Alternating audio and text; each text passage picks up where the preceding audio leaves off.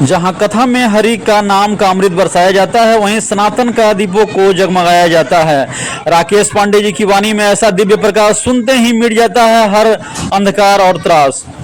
देवी पोखर जयप्रकाश नगर में गुंजा सनातन दिव्य स्वर। पूज्य आचार्य राकेश पांडे जी महाराज के श्रीमद् भागवत कथा में उमड़ा श्रद्धा का सागर।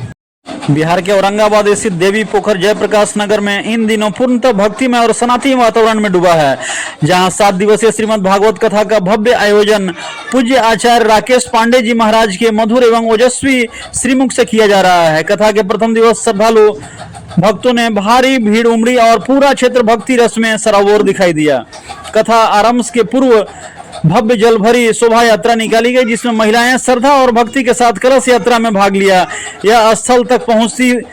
भक्तिमय झांकी ने पूरे नगर को आध्यात्मिक ऊर्जा से भर दिया। अपने प्रवचन में पूज्य महाराज जी ने सनातन धर्म की महिमा को बताते हुए कहा कि हमारी पौराणिक परंपरा है कि भारतीय संस्कृति की यह सनातन आत्मा है। उन्होंने महिलाओं के सम्मान, समता और देवी स्वरूप कन्याओं के पूजन का विशेष महत्व समझाया। महाराज जी ने कहा कि सनातन धर्म सभी को समान अधिकार और सम्मान देना सिखाता है। कथा के दौरान काल भैरव की महिमा का विस्तार से वर्णन किया गया तथा भक्ति रस में भरपूर भजनों से श्रद्धालुओं को मंत्रमुग्ध कर दिया। पूरा वातावरण ऐसा प्रतीत हो रहा था मानो अयोध्या और वृंदावन की दिव्यता स्वयं यहाँ उतर आई हो। आयोजन समिति ने पूज्य आचार्य राकेश पांडे जी के मार्गदर्शन में तन मन धन से सेवा में जुटी है। और एक बात भी बता दें कि भागवत कथा का ऐसा अनुपम सुंदर श्रृंगार मानो धरती पर उतर गया हो वृंदावन साकार। आइए जानते हैं कि किस प्रकार इस दृश्य में इस श्रीमद् भागवत कथा में उन्होंने बताया। जो पश्चात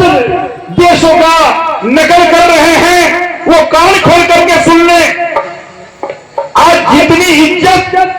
जितनी मान मर्यादा हमारे सनातन धर्म में है, जितनी समता का अधिकार हमारे सनातन धर्म में दिया गया है, हमारे धर्म यह सिखलाता है कि 2 वर्ष की जो कन्या है वो कुमारी है, 3 वर्ष की कन्या त्रिवेणी है, 4 वर्ष की कन्या कल्याणी है, 5 वर्ष की कन्या रोहिणी है, 6 वर्ष की कन्या कालिका है, 7 वर्ष की कन्या चंडिका है, 8 वर्ष की कन्या शांभवी है और 9 वर्ष की कन्या दुर्गा है। यह सनातन सिखलाया है, दूसरे धर्मों में नहीं सिखलाया है।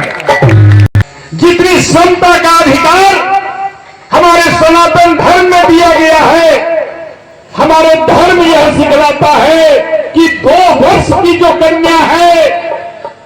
वो कुमारी है, 3 वर्ष की कन्या त्रिवेणी है, 4 वर्ष की कन्या कल्याणी है, 5 वर्ष की कन्या रोहिणी है,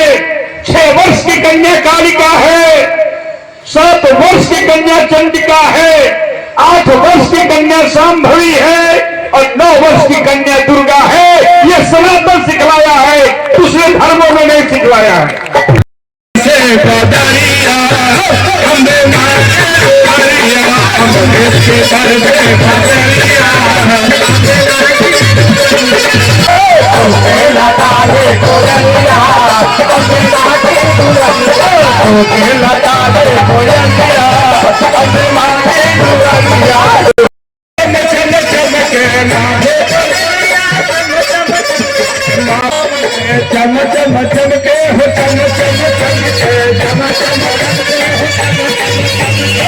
दोनों हाथ बोल डगर क्या अमृत की बरस से बदरिया,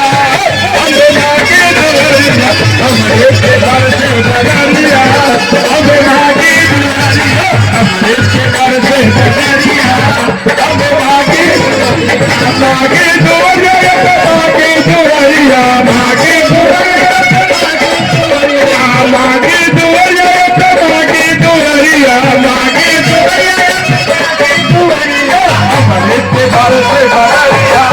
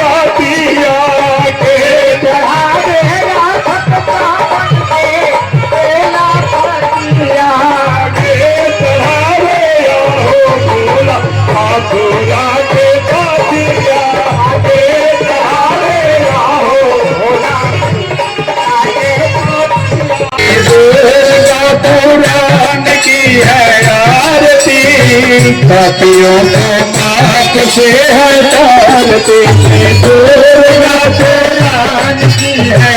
आरती, पापियों को पाप से हटाते हैं। अमर ग्रंथ ये लोक शांत ये वेदों की महारानी, हे जगदम्बे भवानी, ये बेटों की महारानी, हे जगदम्बे भवानी, ये अमर ग्रंथ ये लोक शांत ये वेदों की महारानी, जगदम्बे भवानी, ये अमर ग्रंथ ये लोक शांत ये वेदों की महारानी, हे जगदम्बे भवानी, ये दुख हरनी ये सुख करनी, ये दुख हरनी ये सुख करनी, ये दुख हरनी ये सुख करनी, ये दुख हरनी ये सुख करनी, माँ जगदम्बे की आरती, पापियों को पाप से हटाते हैं, दुर्गा पुराण की है आरती, पापियों को पाप से हटाते हैं, दुर्गा पुराण की है आरती, पापियों को पाप से हटाते हैं, दुर्गा पुराण की है आरती, पापियों को पाप से हटाते हैं। हे भैरव,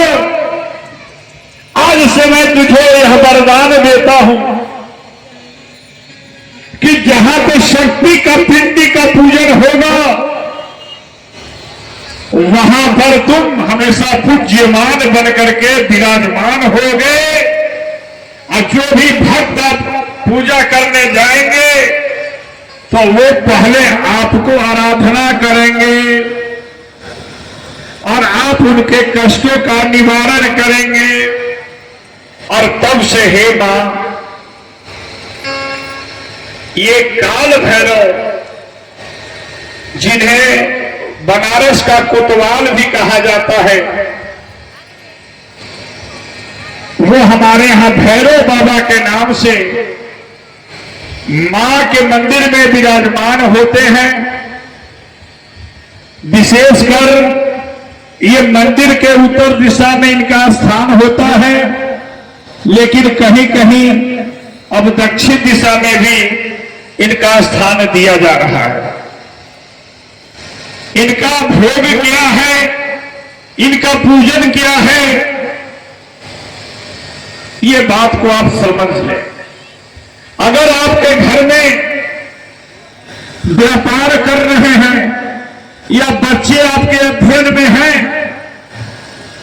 और कई बार प्रैक्टिस कर रहे हैं, सफलताएं नहीं मिल रही है,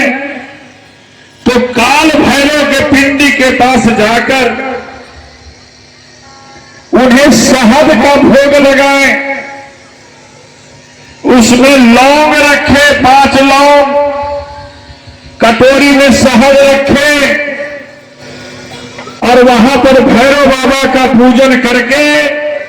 सभी माताओं का पूजन अर्चन करके, वो जो नाभ में जो लौंग डाले थे उस प्रसाद को आप घर में लाएं और अपने बच्चों को 1 लौंग और शहद उन्हें खिलाएं, और यह बोले, हे भैरव बाबा,